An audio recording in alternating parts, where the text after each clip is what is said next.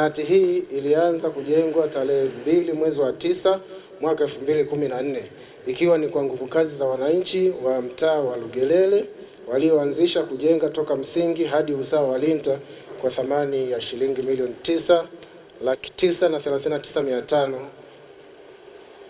na kwa awamu ya kwanza halmashauri ilitenga fedha kupitia mapato ya ndani. Bajeti ya fedha 2016-2017 kiasi cha shilingi milioni 8 kwa ajili ya upauaji na uwezekaji. Halmashauri ilitenga fedha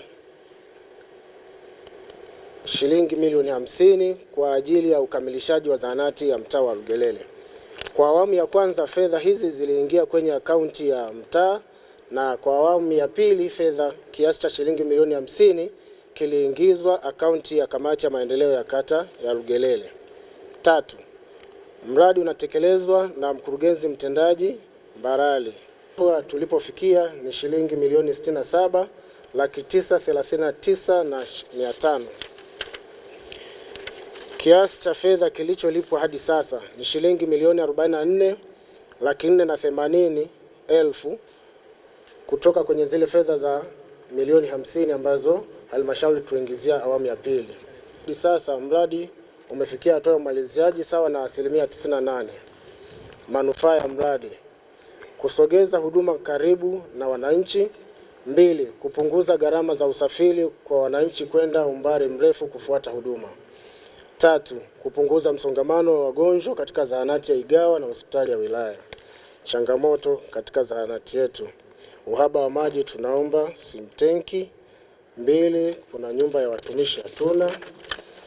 3. Uzio eneo la zahanati.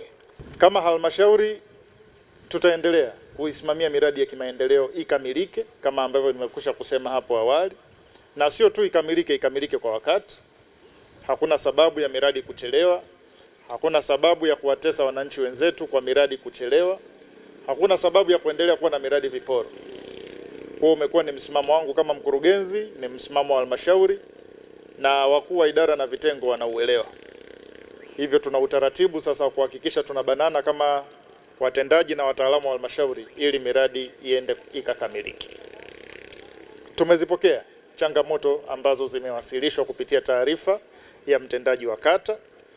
Ni kuhakikishie Mheshimiwa mgeni rasmi, tunakwenda kuzifanyia kazi, na kwa kadiri ambavyo tutaendelea kukusanya mapato yetu ya ndani, tutaendelea kuhakikisha tunatatua changamoto hizo, lakini pia tutaendelea kuhakikisha kwamba tunatafuta uwezekano wa kushirikiana na wadau wa maendeleo wenye nia njema ya kushirikiana na halmashauri yetu katika kuhakikisha changamoto hizi za hapa na nyinginezo tunazitatua. Ili ya kushuhudia uzinduzi wa zahanati hii ambayo imejengwa kwenye kata ya Lugelele inayoenda kuhudumia wananchi walioko kwenye vitongoji 10 ambayo zahanati ipo kwenye kitongoji hiki cha Ndagala. Zahanati hii ni miongoni mwa zahanati 10 zaidi ya shilingi bilioni 5.779 Rais amezileta Mbarali kwa ajili ya miradi 9 kwenye sekta ya afya, na mmoja wa mradi huo ni zahanati hii ya Lugelele. Kwa hivi sasa tuna jumla ya zahanati 63 baada ya kupata zahanati 10. Tumpige makofi mengi sana. Kufika hapa kuwa sehemu ya uzinduzi wa mradi huu ili tuweze kusogeza huduma za uzazi kwa wananchi kwenye vitongoji hivi 10 vitakavyoenda kuhudumiwa na zahanati hii. Ni imani yangu maelekezo mbalimbali yaliyotolewa na serikali kwa nyakati mbalimbali yataendelea kutekelezwa kwa kuwa sasa zahanati imepatikana na huduma zitakuwa karibu na wananchi. Na msisitizo mkubwa ni huduma kwa wazazi.